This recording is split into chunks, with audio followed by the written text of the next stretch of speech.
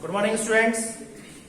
In the running topic of redox reactions, in last video or previous video, we have completed till the rules assigned for oxidation number.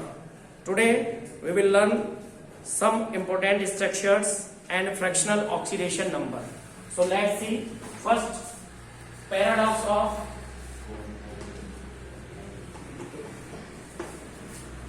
fractional oxidation number.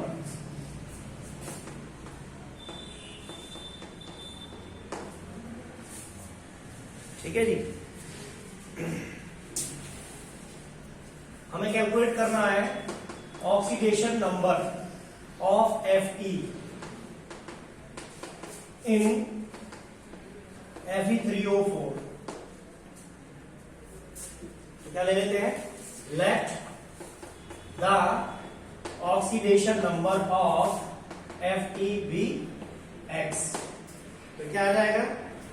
3 multiply oxidation number of iron Fe plus 4 multiply oxidation number of oxygen.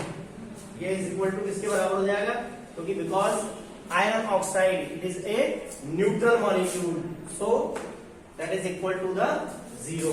Iron की oxidation state हमें क्या करनी है? Calculate करनी है. तो हमने इसको क्या माना था? x.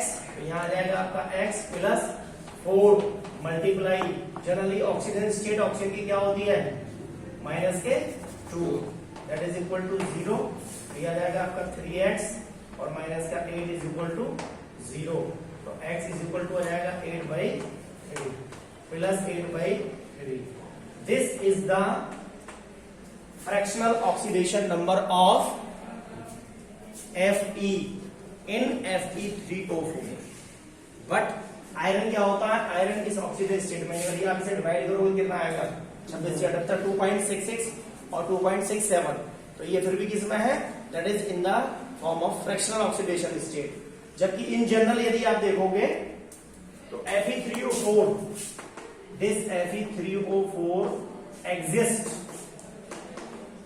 in FeO and Fe2O3. ये जो Fe3O4 है इसके दो फॉर्म है Fe3O4 के. ये इसको भी हम क्या कहते हैं? एक है फेरस ऑक्साइड और दूसरा है Fe2O3 ferric oxide. Because iron present in the D block element in periodic table, so it has a unique features with variable valency. इसकी जो वैलेंसी होती है वो डिफरेंट वैलेंसी होती है. ये क्या है? This one is the natural. ठीक है. अब ये क्या करता है? एग्जिस्ट करता है इन दो रूपों के अंदर. यदि हम यहां से अगर हम ऑक्सीडेशन स्टेट निकालें FeO के अंदर, अगर आप Fe की ऑक्सीडेशन स्टेट कैलकुलेट करोगे कितनी आ जाएगी? +2.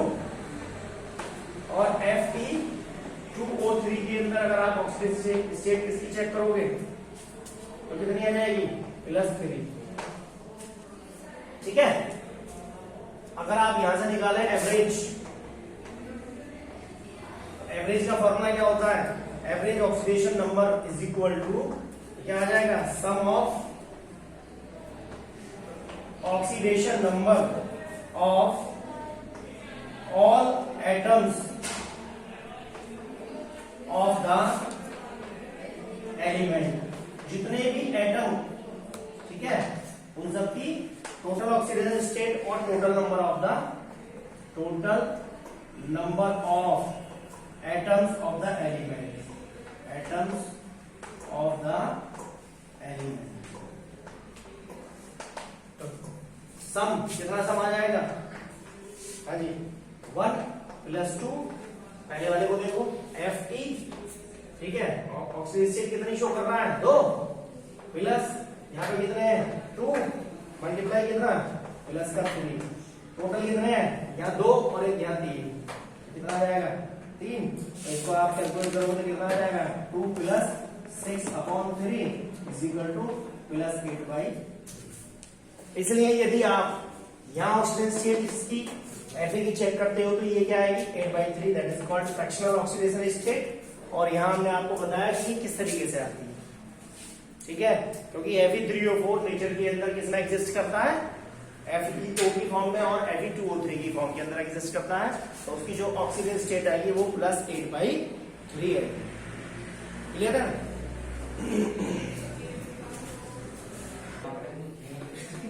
Now let's see some important structures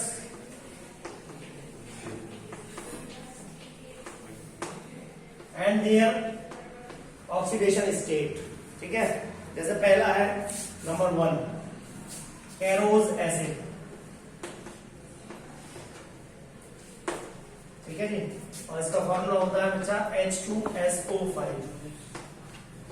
यहां हमें किसकी स्ट्रक्चर देखनी है, अंडरलाइन कर दिया मैंने, हमें सल्फर की ऑक्सीडेशन स्टेट लेनी है। ठीक है, तो मैंने आपको कल भी बताया था जनरली कि यदि हमें किसी भी एलिमेंट की ऑक्सीडेशन स्टेट देखनी है, और देखो नियम सभी के लिए है, जैसे कल आपने ऑक्सीडेशन स्टेट निकाल करके देखी करा था, +13 आ रही है, +15 आ रही है, +8 से ज्यादा ऑक्सीडेशन स्टेट किसी की नहीं है। कोई भी एलिमेंट पीरियोडिक टेबल में ऐसा नहीं है जो +8 से ज्यादा ऑक्सीडेशन स्टेट शो करता हो। ठीक है, तो हमें यहाँ क्या देखना है, पहले इसकी स्ट्रक्चर देखनी है कि ये H2SO5 की स्ट्रक्चर क्या है। ठीक है, तो यहाँ पर 2 एटम है हाइड्रोजन के, 1 सल्फर का, और 5 एटम हमें अरेंज करने हैं किसके साथ, इन सब के साथ। तो पहले ले लो सेंट्रलाइज एटम सल्फर, उसके साथ जुड़ा हुआ है, यहाँ एक ऑक्सीजन ले लीजिए और यहाँ एक हाइड्रोजन ले लीजिए। ठीक है जी, एक ऑक्सीजन यहाँ जाएगी, एक ऑक्सीजन और यहाँ जाएगी, और एक हाइड्रोजन आ जाएगी। कितनी हो गई, 3, एक ऑक्सीजन ऊपर और एक ऑक्सीजन नीचे। क्लियर? ये इस कैरोज एसिड की H2SO5 इसका नाम है कैरोज एसिड। बार बार ये जब नेक्स्ट 12th में आप क्या पढ़ेंगे, सल्फर वाला कंपाउंड पढ़ेंगे, तो वहां पर इसकी मेथड ऑफ प्रिपरेशन और इसकी प्रॉपर्टीज और ये स्ट्रक्चर 12th क्लास में भी आपने पढ़ना है। अब देखो सल्फर कितने वो बनाएगा, 6 तो बॉन्ड बनाएगा। क्यों बनाएगा sulphur 6 bond? Because sulphur has 16 atomic number होता है, it has 6 valence electron in its valence shell. तो यहां पर क्या आ गया, यानी 2 यहां आ गए और 2 यहां। क्लियर है जी? इसके पास 6 हैं, ये देखिए समझिए ध्यान से, एक ये आ गया, एक ये आ गया, 2 ये आ गए, 2 ये आ गए। अब ये किसके हैं, 2 ये ऑक्सीजन के हैं, ये एक ऑक्सीजन का, एक ये किसका, हाइड्रोजन का, और एक क्या आ गया, ये ऑक्सीजन का आ गया। ऐसे सिमिलरली इस ऑक्सीजन का ये, इस ऑक्सीजन का ये, इस ऑक्सीजन का ये, इसका ये, और इस हाइड्रोजन का ये, ऐसी 2 ये हो गई ऑक्सीजन। ठीक है, तो सल्फर मैक्सिमम कितना कर सकता है, 6 बॉन्ड बना सकता है। अब 6 उसने बना रखे हैं, एक इस सल्फर को इसने क्या किया, शेयरिंग किया, और एक इस सल्फर से शेयरिंग किया। तो सल्फर की ऑक्टेट तो कंप्लीट हो गई। अब इसके पास ये क्या बचेगी, 2 लोन पेयर बचेगी। स्ट्रक्चर को ध्यान से समझे, ये बॉन्ड जो बन रहा है ये आपको दिखाई देने में कैसा नजर आ रहा है, कोवलेंट बॉन्ड, लेकिन इसकी स्ट्रक्चर जो आएगी वो ये आएगी। एक्चुअल स्ट्रक्चर हम क्या बनाएंगे इसकी, ये सल्फर, ये ऑक्सीजन और ये हाइड्रोजन, एक इस ऑक्सीजन को देगा और एक इस ऑक्सीजन को देगा।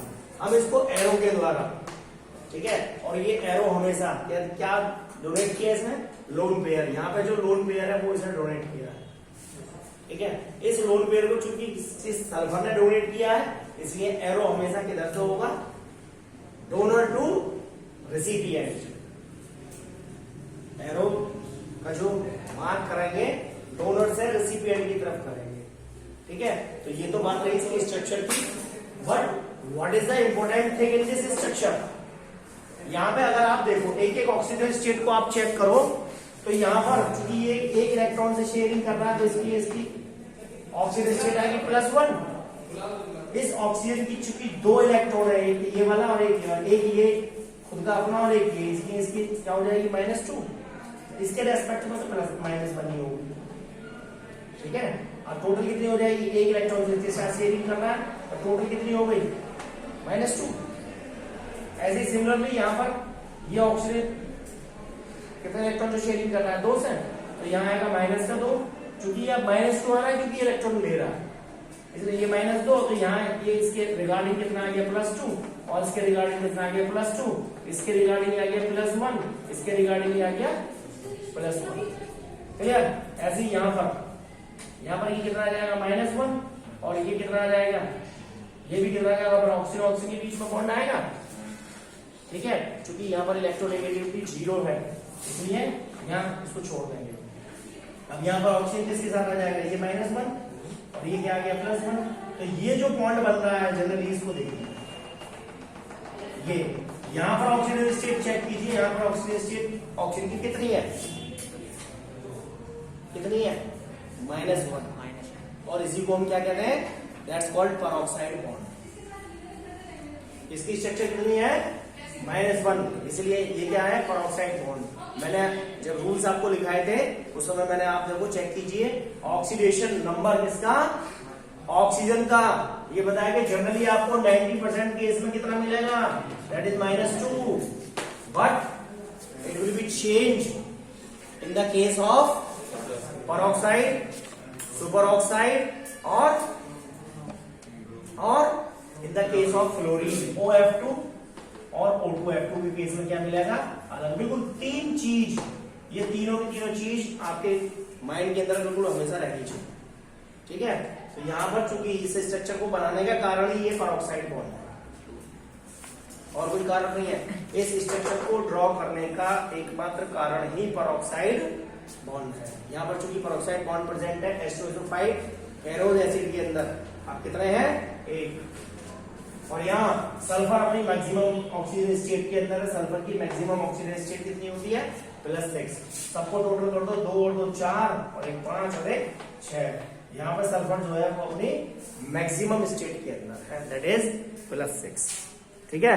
तो हमें यहाँ पर हमें क्या कहा था, सल्फर की हमें ऑक्सीजन स्टेट निकालनी है, तो आप क्या लिख दोगे, oxidation state of sulphur that is in +6, ठीक है जी। अब यदि यहाँ आप निकाल करके कैलकुलेट करके देखोगे, अगर आप यहाँ कैलकुलेट करते तो कितना क्या करते थे गलत, 2 मल्टीप्लाई +1 +x +5 मल्टीप्लाई क्या करते सीधा -2, यही करते ना, तो गलत हो जाता। 2 + x -10 बराबर 0 क्योंकि एक न्यूट्रल स्पीसीज है, तो x - 8 = 0, x = क्या जाता +8, आपका आंसर गलत हो जाता, ठीक है। तो अब यहाँ पर इस एसिड के अंदर जब हम यहाँ लिखेंगे तो इनको तोड़ करके लिखेंगे, पेरोक्साइड बॉन्ड के अंदर इस ऑक्सीजन और इस ऑक्सीजन के बीच में क्या आ रहा है पेरोक्साइड बॉन्ड, तो वहां पर हम ऑक्सीजन स्टेट लेंगे -1, और जिनके बीच में इस ऑक्सीजन पर और इस ऑक्सीजन पर क्या है -2, ठीक है, तो उसकी क्या लेंगे -2, तब जाकर के कितनी आएगी +6, नहीं आती है तो ये स्ट्रक्चर आप ड्रॉ करें और इस पर बना करके लीजिए। तो पहला एग्जांपल हुआ आपका कैरोज एसिड। नेक्स्ट, ठीक है जी, नेक्स्ट है बेटा, चालू करते भाई, मार्शल एसिड, और फॉर्मूला होता है मार्शल एसिड का H2S2O8, ठीक है, H2S2O8। इन दिस केस हमें यहां पर भी क्या निकालना है, ऑक्सीडेशन स्टेट निकालना है किसका, सल्फर का। तो oxidation state of sulphur in H2S2O8, तो यहां पर भी क्या आएगा, मैंने बताया ऑक्सीजन यहां पर सल्फर भी मैक्सिमम ऑक्सीडेशन स्टेट के अंदर होगा, लेकिन हाउ वो देख रहा है। तो first of all draw this structure, sulphur हो गया एक सेंट्रलाइज एटम, ठीक है, इसके तरफ हमें क्या लेना है, कितने ऑक्सीजन एटम, एक ही आ गया H2S2O8, H2 दो सल्फर आ रहे हैं ना, तो एक ऑक्सीजन एक सल्फर यहाँ जाएगा, और एक ऑक्सीजन ये और एक हाइड्रोजन, एक ऑक्सीजन यहाँ, एक ऑक्सीजन यहाँ, एक ऑक्सीजन यहाँ और एक ऑक्सीजन, काउंट कर लीजिए 8 हो गए, नहीं 4 ये रहे 8। अभी मैंने सल्फेट की स्ट्रक्चर दिखाई थी, जस्ट दोनों को उठा करके रख दो और एक एक क्या आ जाएगा H, ठीक है। तो आप यहाँ साफ नजर आ रहा है आपको, देखो 1 2 3 4 5 6, यहाँ +6 मैक्सिमम स्टेट पर है ये सल्फर, और सिमिलरली इन दिस केस 1 2 3 4 5 और 1 6 +6, क्लियर।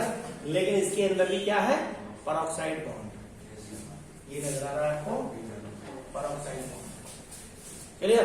तो अगर आप वैसे निकालोगे, अब वैसे निकाल करके देखो तो कितना पुट करोगे आप, 2 मल्टीप्लाई +1 प्लस सल्फर का मान लो x, 2 multiply x plus 8 multiply -2 is equal to 0। तो यह आ जाएगा 2 plus 2x plus 8 2 16 is equal to 0। और ये कितना जाएगा 16 में कितना 7 और 2x इज इक्वल टू 14। तो x इज इक्वल टू कितनी आ रही है 7, लेकिन 7 नहीं है। अगर आप ऐसे निकालोगे तो आपकी ऑक्सीजन स्टेट गलत हो जाएगी। There are the some special case, ज्यादा नहीं है, तो इनको आपने अभी से लेकर के और आगे तक ध्यान रखना। तो यहाँ पर भी अगर आप सल्फर की ऑक्सीजन स्टेट देखोगे, दोनों ही केस में मैंने आपको बता दिया, क्योंकि बॉन्ड क्या बना दिया, एक इलेक्ट्रॉन की शेयरिंग यहाँ हो रही है। अब यहाँ क्या कर रहा है, ये अपने दोनों लोन पेयर इनको क्या कर रहा है, दे रहा है। ठीक है, क्योंकि सल्फर को तो केवल 2 इलेक्ट्रॉन चाहिए अपना ऑक्टेट कंप्लीट करने के लिए। किसके साथ कर लिए, एक इस ऑक्सीजन एटम के साथ और एक इस ऑक्सीजन एटम के साथ। आई बात समझ में ना? तो हमें ये ध्यान रखना है, इस स्ट्रक्चर को भी ध्यान रखेंगे। यहां पर तो चूंकि देखो चार्ज कब पैदा होता है, ये भी चीज ध्यान रखो। ठीक है, मैंने आपको इजीली बोल दिया, एक +1 आ गया। +1 कहां से आ गया? ठीक है, तो चार्ज को पैदा करने के लिए ये ऑक्सीजन है और ये हाइड्रोजन, यहां इसकी वजह से इसके ऊपर -1 और यहां इसकी वजह से इसके ऊपर -1 और इसके ऊपर +1 इधर आ गया। लेकिन how? Because of the difference of electronegativity. Charge हमेशा डेवलप होता है इलेक्ट्रोनेगेटिविटी की वजह से, और यहां पर चूंकि difference between the this atom and this atom is 0, electronegativity का डिफरेंस क्या आएगा, 0 आएगा। इसलिए यहां पर क्या होगा, यहां भी 0 होगा और यहां भी 0 होगा। लेकिन इसके ऊपर क्या होगा, इसकी वजह से +1 और इसके ऊपर -1। ऐसी सिमिलरली इस ऑक्सीजन के ऊपर -1 और इसके ऊपर +1, तो फंस गया ये। क्या बन गया, ऑक्साइड बॉन्ड।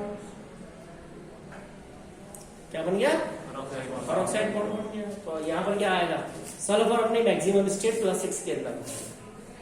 ठीक है, नोट हो गया। नेक्स्ट,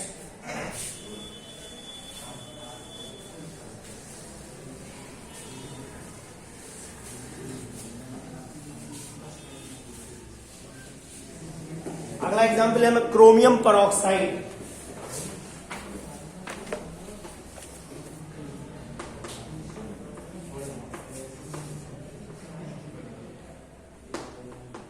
क्रोमियम परऑक्साइड फॉर्मूला होता है CrO5। यहां पर भी हमें क्या देखना है, ऑक्सीजन स्टेट, यानी क्रोमियम सेंट्रलाइज एटम हो गया, तो क्रोमियम की ऑक्सीजन स्टेट कितनी आ जाएगी, क्रोमियम को घेरे हुए कितनी ऑक्सीजन, 4, 1 2 3 और ये 4 और एक ऑक्सीजन आ जाएगी। ठीक है, 5 ऑक्सीजन हो गए, यानी ऑक्सीजन और ऑक्सीजन। ये क्रोमियम के पास क्या होता है, ठीक है जी, ये एक बॉन्ड और यहां पर क्या आ गया, 2 लोन पेयर, तो यहां आ जाएगा डबल। ठीक है, तो इसकी वजह से यहां -2, तो इस क्रोमियम के ऊपर क्या हो जाएगा, +2, यहां -1 तो इस पर +1, यहाँ भी -1 तो इधर +1, यहाँ -1 तो इधर +1 और यहाँ भी -1 और इधर +1। तो क्रोमियम के ऊपर कितना हो गया टोटल, तो देखो 2 तो ये हो गया, 2 और 4, 2 3 4 5 6, तो क्रोमियम की ऑक्सीजन स्टेट कितनी आ जाएगी, +6। और वैसा निकालोगे तो कितनी आ जाएगी, x देखो जरा, +5 multiply -2 is equal to 0, x -10 is equal to 0, तो x बराबर +10। क्या है ये, गलत है। ठीक है, तो ये कुछ पर्टिकुलर स्ट्रक्चर्स हैं जो आपको ध्यान रहनी चाहिए। Next, bleaching powder.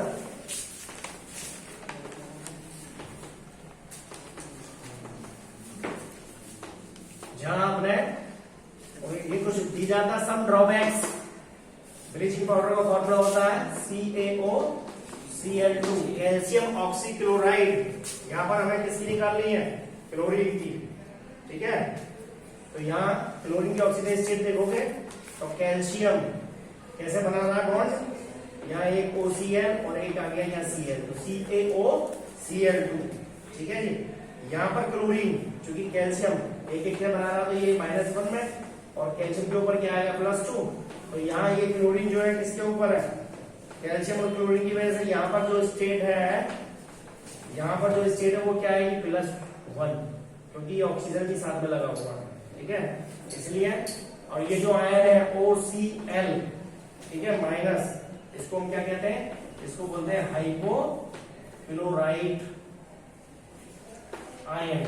ये ध्यान रखेंगे नाम, OCl माइनस, इसको हाइपोक्लोराइट आयन कहते हैं, ठीक है। तो कैल्शियम ऑक्सीक्लोराइड, यहाँ भी ध्यान रखेंगे, यहाँ भी ऑक्सीजन स्टेट क्लोरीन की क्या आएगी, क्या आनी चाहिए, क्लोरीन जनरली क्या शो करता है, हेलोजन है, -1 ऑक्सीजन स्टेट शो करता है, लेकिन इसके अंदर क्या आएगी +1, ठीक है। नेक्स्ट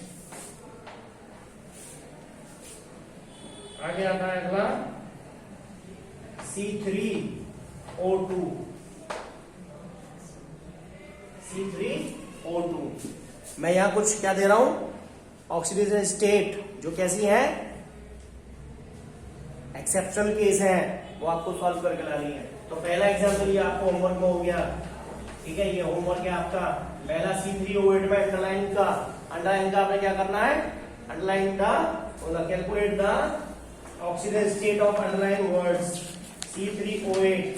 नेक्स्ट Br3O8, स्ट्रक्चर भी ड्रॉ करके देखें। नंबर 3 S4O6 और -2, इसको बोलते हैं टेट्राथायोनेट आयन। नेक्स्ट ये CrO5 हो गई, HSO5, peroxy monosulphuric acid. Next number 5 आ जाएगा आपका KMNO4, मिक्स कर दिया है मैंने। नेक्स्ट आ गया H2SO4, 7 H2S2O7, इसको कहते हैं पोलियम। और 8 आ गया आपका HNO3। HNO3 में क्या निकालनी है, N, इसमें सल्फर की, इसमें सल्फर की। और 9 आ जाएगा आपका NaBH4, यहां पर निकालनी है बोरोन की, सोडियम बोरोहाइड्राइड। और 10वां यानी लिख लीजिए, 10th आ गया आपका H4P2O7, H4P2O7, यहाँ निकालनी है आपको फर्स्ट फोर्स, ठीक है। तो दीज आर S4O6 -2, ठीक है।